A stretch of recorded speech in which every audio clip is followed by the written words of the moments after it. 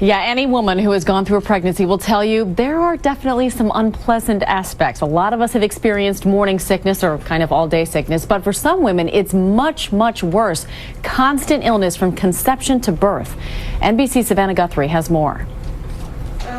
Let's go to the beach. I want to go to the beach. To look at this sweet snapshot of family life, you'd never know how difficult it was to bring this child into the world. I had been looking forward to pregnancy all my life, looking forward to the cravings and the pregnancy glow. But pregnancy was a nightmare for Anne-Marie King. She had unrelenting nausea and vomiting day and night that lasted right up until delivery. I lived on a feeding tube for 5 months and was unable to drink water. King had hyperemesis, an illness that affects some 80,000 pregnant women every year. The cause and cure unknown. Women like Andrea Stephens. She's pregnant but losing weight because she cannot eat or drink. It's like having the worst food poisoning or stomach flu that you could imagine constantly, like every waking moment. She's now on a feeding tube and powerful anti-nausea drugs usually reserved for cancer patients. Doctors say a generation ago, hyperemesis often caused death. And even now, it's difficult to treat or study because of fears about harming the fetus. No company wants to test a drug for use for nausea and vomiting in pregnancy. The liability is too great. Like all expectant mothers, women with hyperemesis want nothing more than to bring a child into this world. And yet the condition is so misunderstood, some women find themselves being blamed for their own illness. I know of women who are asked by their doctors, do you have an eating disorder? Or are you sure you want this baby? They think that it's psychosomatic, and that's just infuriating and really cruel. The good news, most women feel better almost immediately after birth, and their babies are born healthy. Mommy's turn.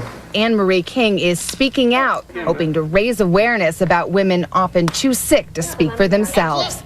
Savannah Guthrie, NBC News, Waterford, Virginia. Kimber McGibbon is a registered nurse who suffered from hyperemesis during her 2 pregnancies and the founder of the Hyperemesis Education and Research Foundation. Kimber, thanks for joining us. Absolutely. There's a lot of mystery surrounding this illness, and that leads to some of the misconceptions and some of the reactions you get from the medical community. Why is that?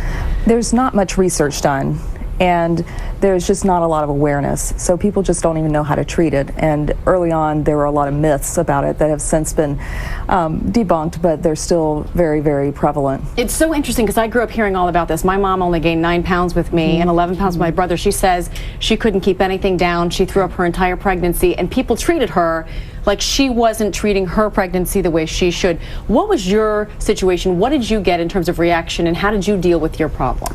Well, initially they told me that vomiting was a symbolic way of getting rid of your pregnancy, and I said, well, but I want my child. And so that was a midwife, a naturopathic midwife, and she suggested I go to the hospital because I was very dehydrated. And I was very fortunate because the ER doctor had experienced hyperemesis through his wife, and so he knew immediately what I had. Thankfully for you. Yes. How do you know, like, okay, so everyone's supposed to feel sick, but how do you know when, you know what, this isn't right, this is wrong?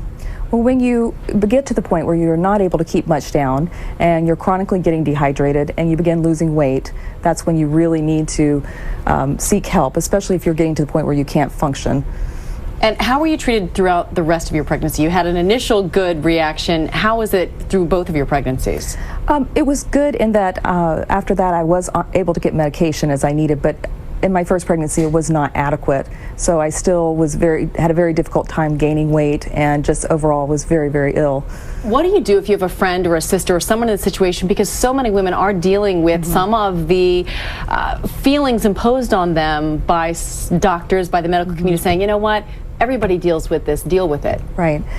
Most of the time we encourage people to help them find the information they need and the support they need, and our website has a referral network where you can find a doctor that's knowledgeable about it and find support groups and people to help you. Because so many people, and I know you were one of them, looked so forward to pregnancy, Yes. and then to deal with this, to not feel like you're glowing and happy and rubbing your belly. There's a lot of psychological effects that continue after you Absolutely. give birth, correct? That's correct. A lot of women have post-traumatic stress disorder and ongoing anxiety and depression just related to the pregnancy. They're not not women who have had psychological issues in the past. They're just women who were very, very sick and traumatized by feeling like they were going to die. Well, I'm sure they're very glad you're out there to help, and your kids are great. Nice to meet you, Nice and I'm to meet glad you. you were a trooper and got through it. Kimber McGibbon, thanks for joining Thank you. us.